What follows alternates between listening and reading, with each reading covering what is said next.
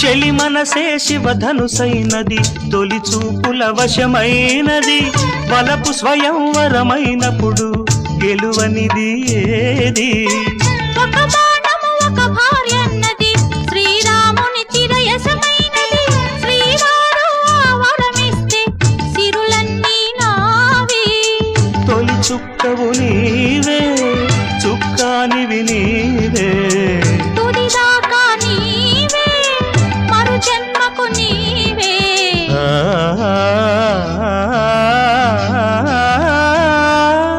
జానకి కలగనలేదు రాముని సతి కాగలనని ఏనాడు